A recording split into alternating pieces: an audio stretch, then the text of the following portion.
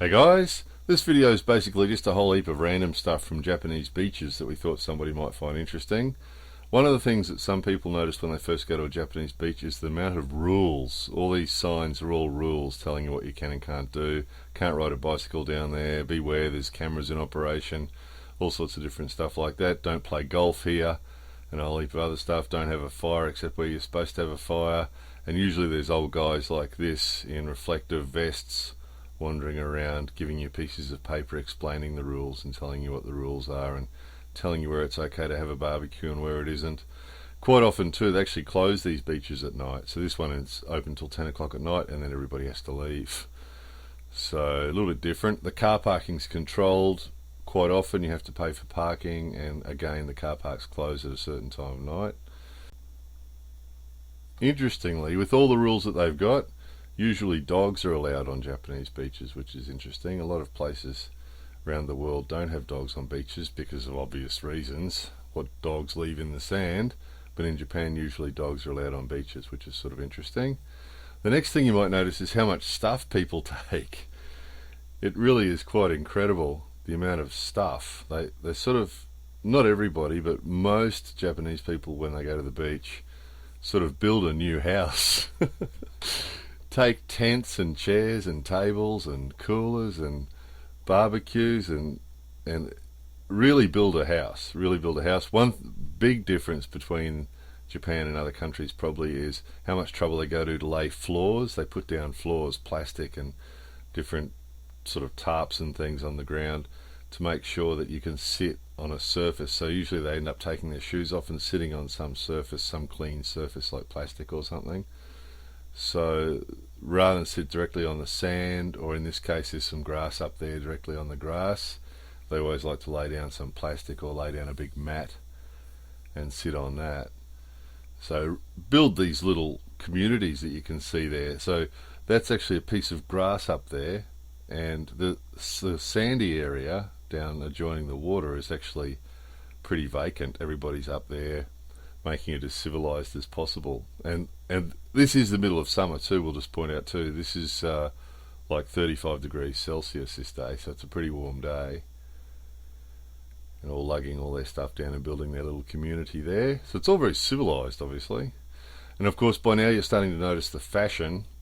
People dress really well at the beach in Japan, as you might be noticing.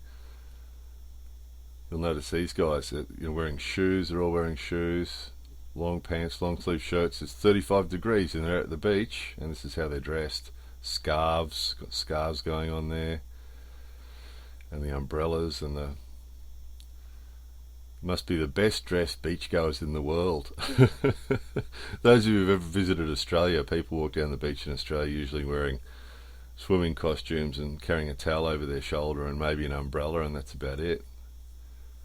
Whereas obviously these guys are really covered up. One reason is to protect the skin, of course, but it's just a fashion thing. Now here's the thing. Have a look at these for a pair of shoes for the beach.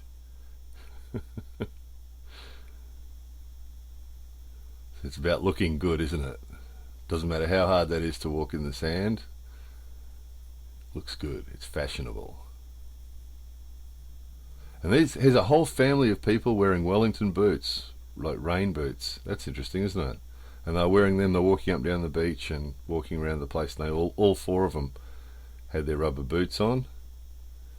This lady didn't wear a rubber boot, so have a look at that for a pair of pointy heels. Isn't it amazing? So, ready for the beach? Okay, let's go. Oh, wait a moment, I'll just get my heels. There we go. And off we go. Aren't they well dressed? Check them out, the pair of them. He's got his sweater on, 35 degrees, remember. He's got his sweater on and his man bag there. Unbelievable, isn't it? Looking fabulous at the beach. Here's another pair of heels. This is a bit of a baffling one. This couple came down, it seemed like a bit of a romantic date. So she's got her pointy heels on as well, stilettos, that's what they are, aren't they? And a basket of flowers. So whether it was her special day, might have been her birthday or something, she had a basket of flowers with her. He had his little camera and he was taking photos.